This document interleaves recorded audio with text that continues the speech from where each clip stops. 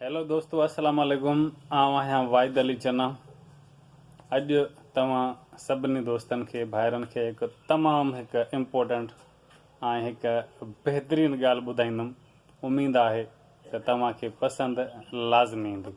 त दोस्तो, video start करण खां पहिरियों सभिनी खे गुज़ारिश आहे त अगरि तव्हां मुंहिंजे चैनल ते नवां आहियो त मुंहिंजे चैनल खे सब्सक्राइब लाज़मी कजो।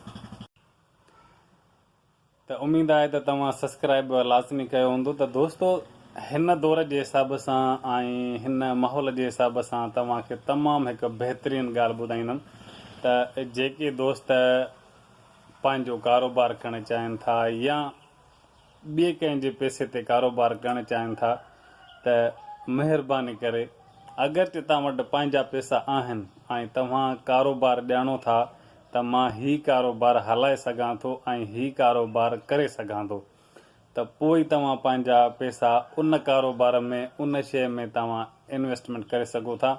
अगरि तव्हांखे कंहिं बि शइ जो तजुर्बो नाहे ऐं तव्हां उहो कारोबार करणु चाहियो था त तव्हां बिल्कुलु नाकाम ऐं फ्लॉप वेंदो।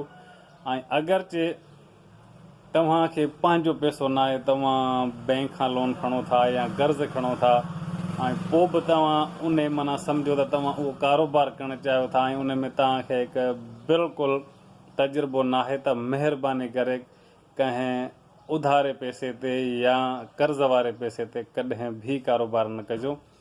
ऐं अगरि हिकु बहितरीनु ऐं इम्पोर्टेंट ॻाल्हि इहा आहे त अगरि तव्हांखे पंहिंजो पैसो बि नाहे, तव्हां कर्ज़ बि नथा खणो ऐं कंहिं ॿिए जे पैसे ते कारोबार था कयो, त इहो बि हिकु तव्हांजी ज़िंदगी जी हिकु वॾे में वॾी ग़लती हूंदी जेका त दोस्तो, तव्हांखे अगरि पंहिंजो पैसो बि नाहे, तव्हां कंहिं ॿिए जे पैसे ते कारोबार कयो था, इहा तव्हांजी ज़िंदगी जी हिकु तमामु वॾे में वॾी ग़लती हूंदी।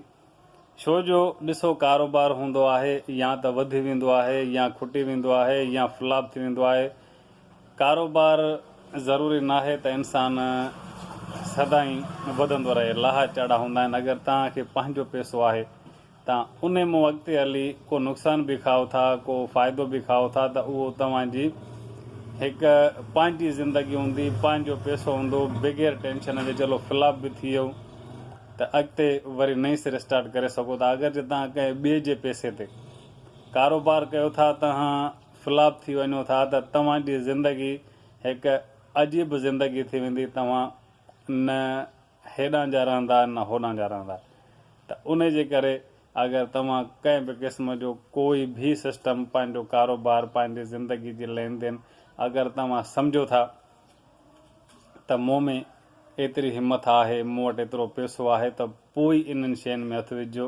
न त तव्हां प्राइवेट रोज़गार सां पंहिंजे सुठे तरीक़े सां महिनत करे पंहिंजे बचनि जो मुस्तक़बिल संवारे सघो था, न कि ॿिए जे पैसे ते, न ई कंहिं उधार ते, न ई कंहिं कर्ज़ ते। त दोस्तो, उमेदु आहे त तव्हां दोस्तनि खे मुंहिंजी ॻाल्हि सम्झ में लाज़मी आई हूंदी।